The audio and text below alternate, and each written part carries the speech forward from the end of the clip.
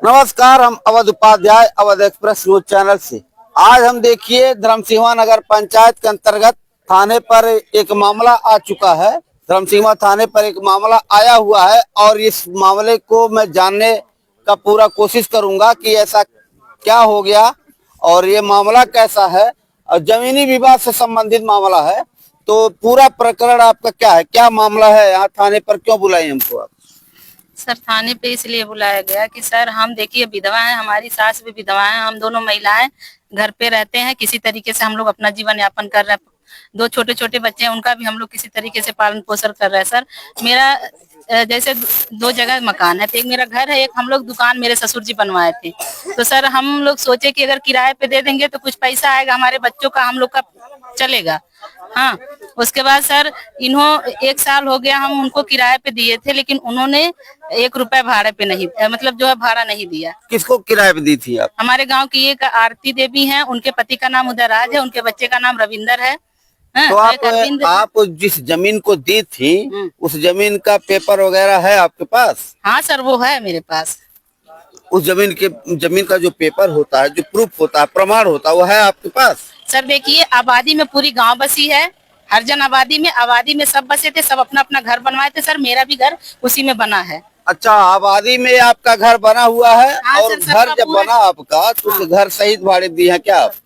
नहीं सर, जैसे 2 जगह मकान है, एक दुकान हमारा बना है, एक कमरा है, 2 दुकान है, तो दुकान वाला भाड़े पे दिए थे। तो कब दी थी भाड़े पे आप? पिछले 2024 सितंबर माह में। 2024 में आपने भाड़े पे दिया? हाँ। तो किस नाम, क्या नाम है उनका? उनका नाम है उदयराज नाम है, उनकी वाइफ का आरती नाम है, उनके बच्चे का रविंदर और अरविंद नाम है। तो लिखित नहीं करवाई थी आप? नहीं सर, कोई लिखित नहीं हुआ था। बिना लिखित के आपने भाड़े दे दिया? सर मेरे हस्बैंड दिए थे, हमारे हस्बैंड एक्सपायर कर गए। जिस महीने में उन्होंने दिया उसी महीने में सर वो एक्सपायर कर गए।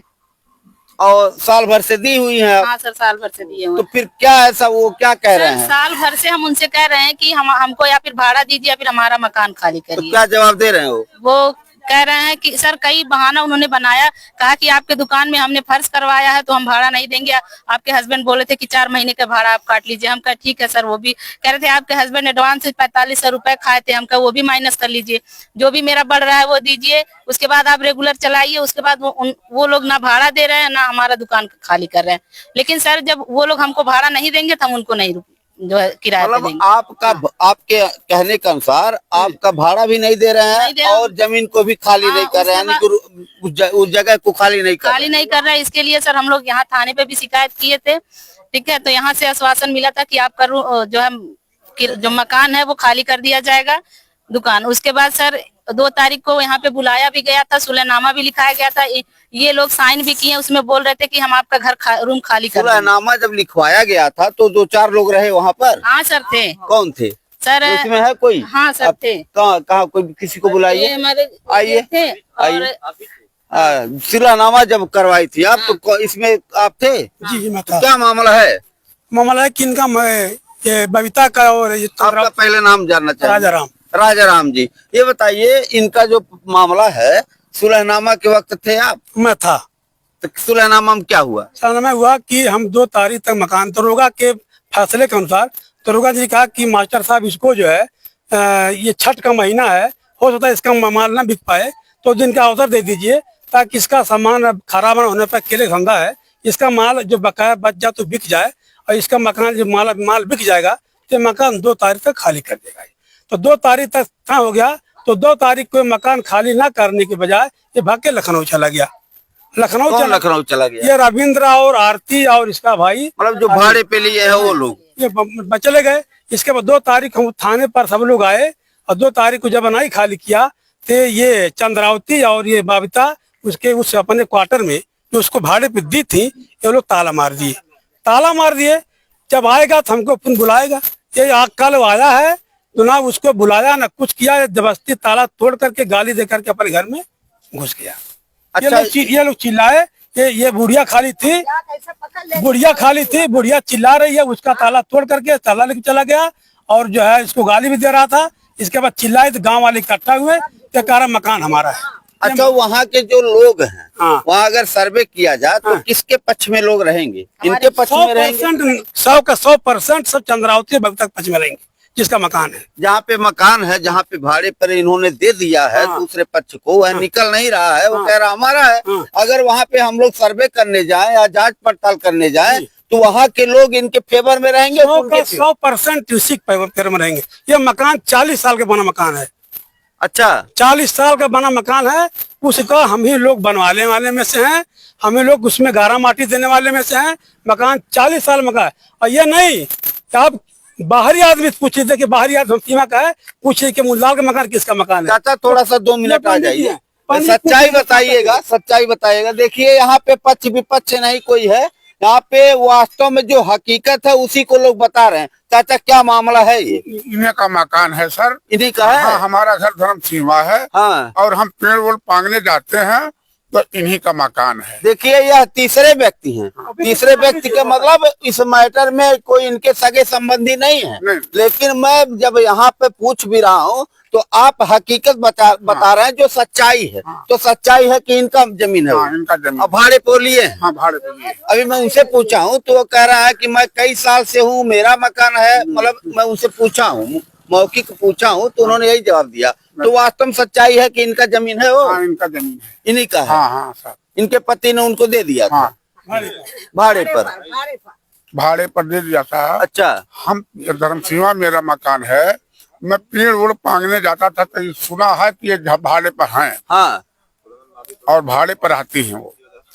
तो वास्तव में आपके कहने का यह मतलब है कि जमीन इन्हीं का है, भाड़े पे इन्होंने दिया है, अब वह जबरन छका रहे हैं, नहीं निकल रहे हैं। आप लोग के यही कहने का मतलब है। फिलहाल यह जांच का विषय बन जाता है। अब आते हैं तीसरे नंबर पे। चाचा जी वास्तव में क्या मामला है? ये मकान तो इन्हीं का है। मकान इन्हीं का है, पक्का? हाँ पक्का है, वो हम लोग वहीं रहते हैं, मतलब बगल में सोसा। अब वो तो कह रहे हैं हमारा है। अरे कह रहे हैं तो कहने नहीं किसी को। तब बताइए इस तरह से होगा, कौन भाड़े देगा? कौन देगा भाड़े भैया?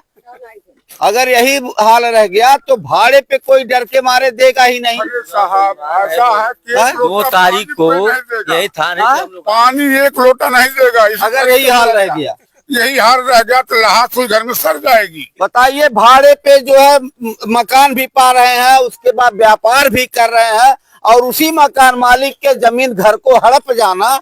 और बताइए भाड़े पे कैसे कोई विश्वास करेगा, कैसे कोई भाड़े पे देगा?